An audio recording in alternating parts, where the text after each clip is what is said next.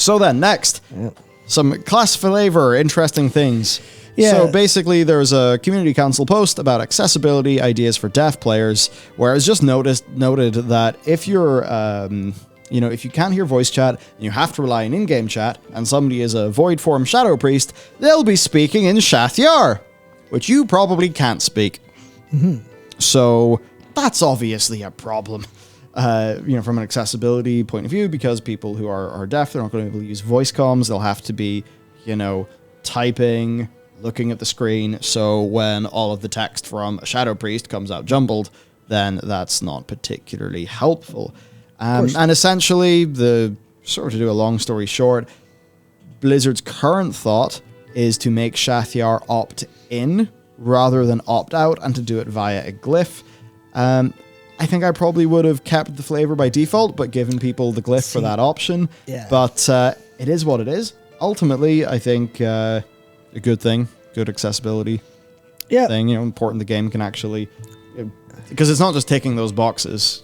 Because to somebody who's not deaf, it is ticking a box. But to somebody who is deaf, that's the difference between, I understand the raid and, I don't understand the raid. So it is important. Yeah, so in my pursuit of Warcraft being better at all costs and completely unreasonably, and saying a load of just making shit up off the top of my head and saying they should do it, I followed in that tradition here because I was thinking, okay, something about this feels off to me, right?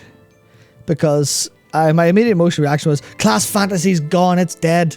You've fucking killed this Shadow Priest feel, which is not in any capacity true, Are you right? okay? No, I think of World of Warcraft too much. I'm consistently in a mental breakdown. But I was like, okay, this feels like the loss of class flavor.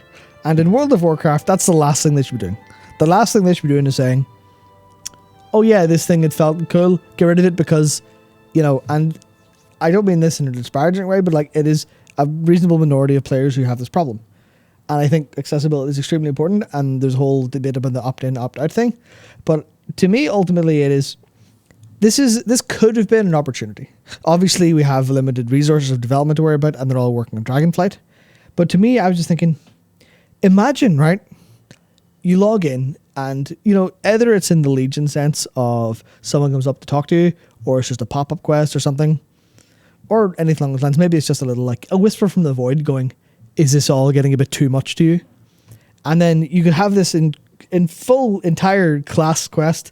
That's maybe somewhere between 5 minutes and 20 minutes, who knows, where you go through and you have to deal with all of this void shit going on. And that's an opportunity for them to push it forward. So, maybe the priest is going, I don't want to be so corrupted I'm speaking Shathyar. It's freaking all my raid members out. And even if you want to have a push the light v void thing forward and have the same way Death Knights, when they first end up in their city, they're accepted, right? They're literally accepted, but politically accepted, I should say, but they're having shit thrown at them, having fruit thrown at them, stuff like that. Why not do the same for this, where it is just, hey, people are starting to get a little bit worried about you running around speaking in tongues. You should probably sort that out. And then you've got all this opportunity, right?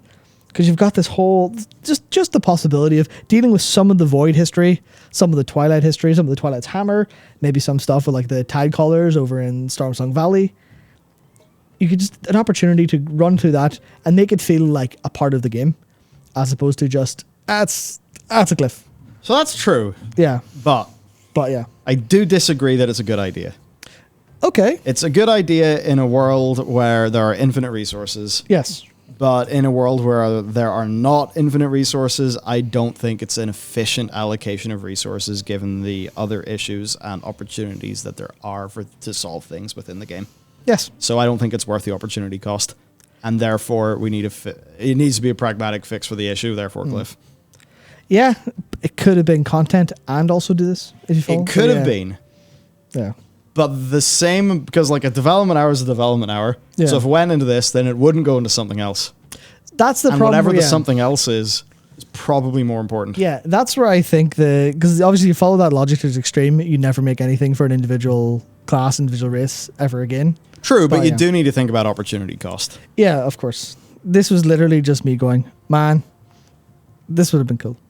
More or less. I'm not saying they made the wrong choice or anything. I'm just saying, man, this would have been really cool. It would have been cool. It would have been cool, but I feel like it's almost an unfair punch or an unfair jab. I don't mean it as a punch or a jab, effectively. I think that's how it's going to be perceived. Okay. I would imagine so. Okay. Well, that's not any of the intention whatsoever.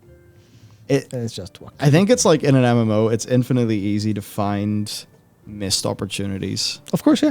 Of course. Which There are people who do that all day on Twitter. Yeah, that's like the constant thing of Yeah. player's perspective versus developer's perspective. Yeah, of course. Yeah, none of that is lost on me. None of that is lost. I also think there's a little bit of thinking about, and this is just because I thought it was interesting, as opposed to a statement of this, but the whole difference between opt-in and opt-out is actually fairly important. Yes, I thought a little bit. I looked into a little bit of this, just a couple of studies, because that's what I do now apparently. But opt-in is always the best choice for accessibility, as in opt-in to the thing that isn't accessible. So this is the right decision of you don't speak Shathyar unless you have a glyph. Because if you look at, well, there's a whole bunch of psychological reasons about the default. There's literally just massive lists of all the things that happen in your brain when you have to choose something. But the default is like, in organ donation in the US, it's opt-in, so you have to choose to do it. Only 28% do it. In Belgium, it's 98% because it's opt-out. Because people don't change anything. Yeah. So you have to make a phone call or send an email or something to fix that, so you'll not bother. That's fair. Wow. Yeah. That's kind of interesting. Yeah, it's like really fairly huge in terms of, I mean, even look at the pension stuff here, where you're fired into a pension, you're auto-enrolled into one. Because otherwise, if someone said, would you like to set up a pension? You think about it, you're like, fuck, well, yeah, I need to think about that. I need Would to you like allocate money. to prioritize your future? Yeah, I need to. No. Yeah, exactly. Fair off. Yeah, people maybe make the wrong decision there because they would go, give you a portion of my money now so you can give it back to me later. That's fucking bullshit. I want my money now. And obviously that's a bit of a simplification of what a pension is, but it's pretty interesting idea, I thought. Just in terms of, I hope there's someone at Blizzard who are like thinking about this and understanding these concepts in terms of, okay, well, this is a very important decision for how it's going to actually be done. Yeah. I guess like a way that they could maybe get around this is if they still do this via glyph, but you have like a super short quest, like just talking to a few NPCs. Yeah. So the sort of quest that like doesn't involve making any cutscenes. Yeah. And could be like really quick to make. Because I imagine there's quests that take all of 30 minutes to make. Like surely, because like any NPC emotes, like surely that's kind of at this stage like a bit of an automated default thing. I hope so, yes. So, yes, give us the glyph via quest. Doesn't have to be the most massive quest, but at least the lore gets pushed forward, and this is like reflected by the game. It would achieve that. Yeah, I mean, like the super easy version of this is literally someone showing up going, hey, there's things afoot that are stopping the void from manifesting quite as clearly. Your power isn't affected, but here's a glyph to kind of make you understand this again. Or, you know, something about the fabric of the language is changing. Something like that just feels a little bit cooler than this is an arbitrary change in a patch note. Yeah. Okay, I think that's the way to do it. Maybe they'll do that. Maybe. Or maybe they'll just add the glyph to a vendor and Yeah. you know, there'll be nothing connected to it. Yeah. But at least if that was a quest that appeared by default, even if it was like maybe the real quick, cheap quest, that would at least serve to let people know. Yeah, exactly. Which, okay, no, fair. No, actually, okay, I got that, yeah. Interesting. Yeah. So there we go. Also, cool art. Look at this fella. Oh, yeah, that's... Lloyd. Oh, my God, I can't remember his name. The End Time Dungeon, the Archbishop Benedictus. Benedictus, that's his name, yep. Benedictus. Yeah, Benedictus. Yeah. It's going to make some sort of dick joke there and just didn't come. Yeah. Fuck. Then it did.